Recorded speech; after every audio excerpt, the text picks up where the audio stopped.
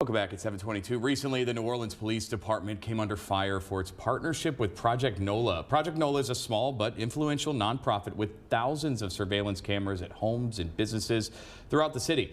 The nonprofit Project NOLA sends information gathered from its network of facial recognition cameras to NOPD to aid in arrests. But now legal experts have concerns about this partnership. Our partners at Verite News are following this. Eliana Mendoza, a reporter with Verite News, joins us now to explain this story. How you doing? Good morning. Good. Good morning. So this is an interesting story because it all starts with how initially this partnership between Project NOLA and NOPD used facial recognition with an automatic alert that would go to officers' phones when it detected a potential suspect, right? Yeah, so New Orleans residents might remember reading a Washington Post article that came out in May that kind of revealed this. And it was a pretty informal partnership, right? So this wasn't something that people were talking about in City Hall or that the public really knew about. And so when it came out that these alerts were being used, that they were live alerts being sent to officers' phones, a lot of people had concerns about privacy and transparency. And that alert system was actually paused in mid-April. Okay, and the City Council a couple of years ago actually put rules in place that says that the NOPD can't use facial recognition unless what? So basically the 2022 ordinance says that city entities are not supposed to use facial recognition, but they established a system where the police were supposed to be allowed to kind of retroactively use it. So basically if they're investigating a case, they have a photo, they don't have any other investigative leads, they're allowed to submit a request to a system and say, hey, we want to use facial recognition on this.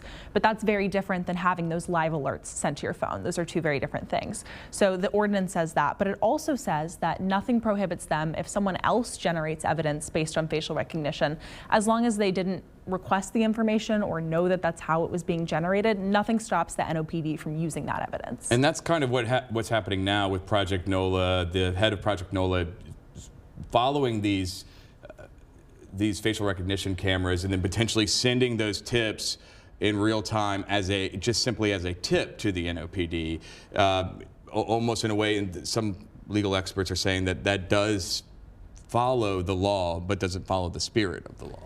Yeah, so I spoke to Brian Lagarde, who's the founder of Project NOLA, and he used to work for the NOPD, and he basically told me that he pivoted so that now whenever they get an alert on their end, instead of sending it directly through that app, now he just kind of finds an officer who he knows is on duty and sends that information in. And he argues that that's the same thing as any civilian like you or me calling them up and saying, hey, I saw this crime. But attorneys are saying that the NOPD has prior knowledge that Project NOLA is using facial recognition technology. Now, Brian Lagarde makes the argument that only 200 roughly of his about 5,000 cameras around the city are using facial recognition, and he doesn't differentiate between those types of tips when he sends the information in. So it's certainly, as the independent police monitor put it, it's very murky. It's kind of a legal gray area. Right, and it seems like the police monitor also isn't necessarily ready to, decide one way or another on something like this.